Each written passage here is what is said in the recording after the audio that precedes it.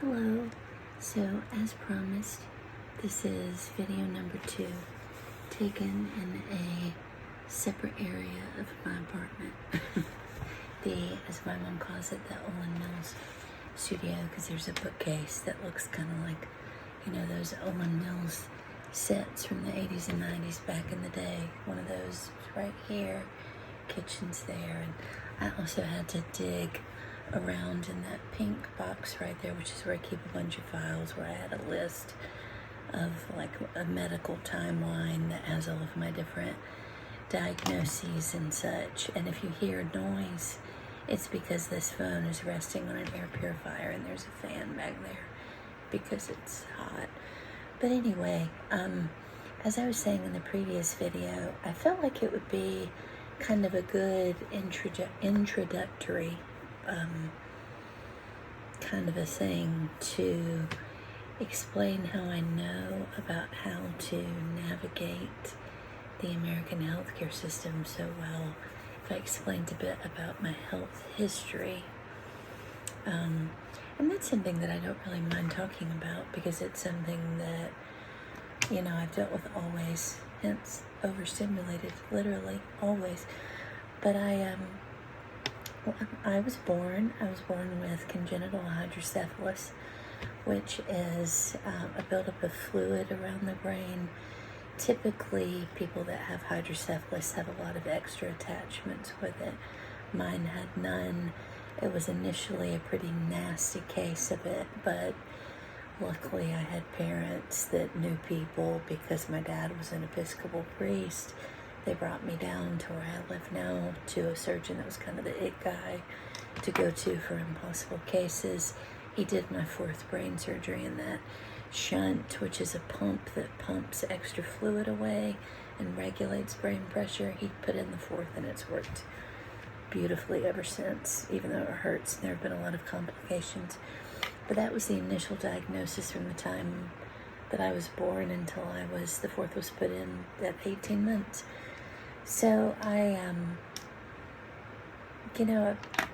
things are pretty normal because I had a working device. If I had not have had that, or if I'd gone to anybody different, or if I had not had a way to get to someone that knew what they were doing, there's no telling where I would be or what would have happened to me or what kind of position I would be in life.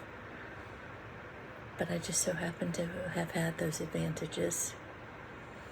So that's kind of a part of the American healthcare system. It's who you know and what you have access to initially if you're born with something. And I had those advantages.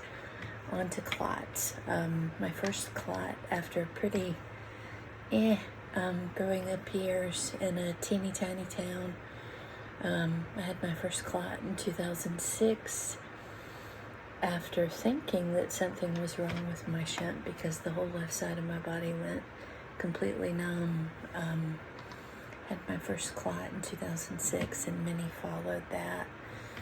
That eventually led to 2 brain bleeds and a seizure. And after that, I'm just kind of going to go down the list because I don't really want to talk about the stuff in between because it got really bad. Led to a misdiagnosis of a mental health disorder that I obviously don't have. And then that eventually led to a botched lumbar puncture that has caused really more damage that I can list on a video. And I'm on year 5.5 of coming back from that.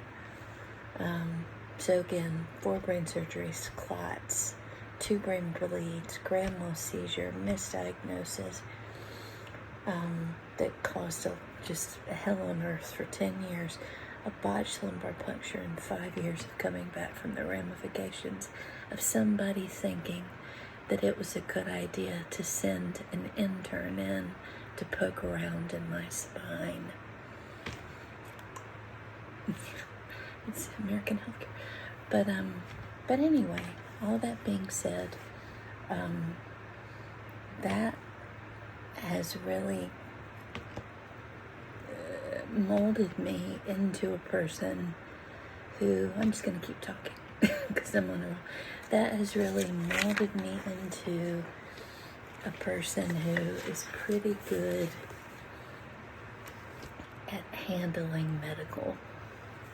Like once I am kind of semi-recovered from whatever happened, and like before, now that I'm situated here, because I had to relocate for medical care after the botched lumbar puncture, I'm okay now, and I can do stuff now. And now that I'm in a city where I have all of the resources in the same place, I filed for Social Security disability. That took like almost 3 years, and I had a useless attorney who's an idiot, and I did all of the footwork of that basically on my own. He did all the legalese because I couldn't file the briefs because I'm not a licensed attorney. But I mean, I did all of the, he was just horrible. He's since pretty much retired, I think. I hope, for the sake of other people. But I finally got that, and I got SSDI because I worked for so many years and I'm on Medicare. But now that I have all of that established and I have the doctors that I need, and I'm probably going to begin seeing a few more specialists soon for different things, because I've had sporadic health care in between all of those crises that I mentioned earlier. All of that being said, 6 minutes and 32 seconds in, this is how I handle everything when I deal with the doctor in the doctor's office. First and foremost, I made 3 bullet points. Office staff. Let me take a deep breath. Okay. This is not a pleasant topic, but I do think it's important to talk about when you're dealing with the American healthcare system, because it's kind of feels like it's a losing battle sometimes, and most things here aren't going to get any better anytime soon. And this isn't either, especially if you have pretty severe health issues. Like, it's not going to get any better anytime soon. First thing, office staff.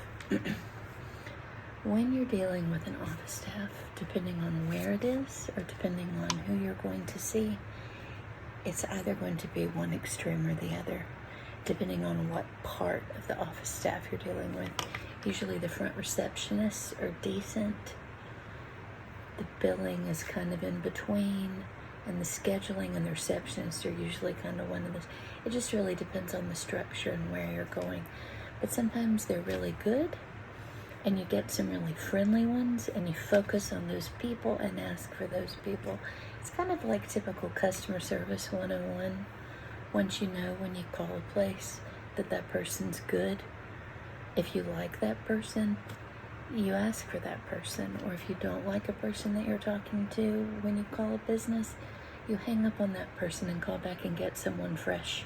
It's the same type thing when you're talking to an office. Some offices are really bad and some of them are really good. So I put one extreme or the other, adjust accordingly under office stuff. That's what you do when you deal with the doctor's office, with their staff in particular. Like, for instance, I just dealt with a urologist's office that was horrific. They were really bad. So I will never go there again. I should have read the reviews. That's the other thing I forgot. Read reviews. Because most of the time people will tell you all you need to know, and I should have done that before I went there to that urology office. And that'll tell you all you need to know, and I should have put 2 toes in that office. Lesson learned. Second thing, and more importantly, with an MD, when you go to see an MD, particularly a specialist, come with a list of things that you want to discuss. A lot of the ones that I see, because they know that there's a lot to do, will let me see them for a much longer period of time, like a really long period of time. But most of them, like my cardiologist, is super duper duper busy, and normally he only has like 15 minutes max, and he's a well-oiled machine. He's in, he's out, he's on to the next person. But I come with a bullet point list of things to discuss with them. They love it. They look for it. They get really upset if they don't see it. They're like, "Where's your list?" And we just discuss it, and I'm in and out of there so much faster, especially if it's a specialist, because they only have so much time to spend with you. And if they can spend longer, great. And if they can't, they can't, especially if it's a busy practice. So make a list of things of what you want to discuss. It helps a lot. The second thing that I put under MD is you're paying, particularly if you're paying for private insurance, because private insurance in this country is such a beast. You're paying them. Your insurance is paying them, and you're paying for that insurance that is more than likely very inflated and overpriced and horrible to deal with. You're paying them. So when you go to see these specialists, and if they get argumentative or dismissive, you either tell them what you want and what you expect in that visit, or get somebody else, because it's not worth wasting your time. And I know, like, a lot of times some people, when they go to see a doctor, are very, like, their first instinct is to be very polite and very, okay, yes, got it. You don't have to do that. Get that out of your mind. Second, don't expect, what was the third thing? Don't expect less than what you deserve. Expect more and want the best for yourself. I haven't always done that. Want the best for yourself in these situations and know that you deserve to feel better. And the last thing is, let's see, what did I put down here? It also helps if you have a lot of specialists. Like for me currently right now, I don't think I've written down anything else. Nope, that's it. For me right now, I have one primary care physician and six specialists. Sounds like a lot, but 2 of them are for my eyes, and I can't see without my glasses anymore. So 1 primary care doctor and 6 specialists. And I'm not re-recording this, even though the phone just dropped. Sorry about that. I have found that it is best to keep the number of specialists at as few places as possible. And I think if you keep the number of specialists that you have to as few places as possible, you'll find that it's not as stressful and it's not as hectic, and they have a tendency to talk to each other more too, and that makes life easier on you and on them, and they'll be that much more receptive to what you have to say, and they'll confer with each other, because in America they don't do that willingly as much as they ought to, because we're a profit-driven system. And it also helps if the hospital systems that you use, once you whittle it down to as few as possible, it also helps if the hospital systems that you use are faith-based. So anyway, this is my medical history and some ideas for how to deal with the healthcare system. I'm sorry if this seems like a lot, but this is just all that I've dealt with. And a friend of mine thought that this might be a good idea, and once I got started talking about it, I figured I might as well just keep going.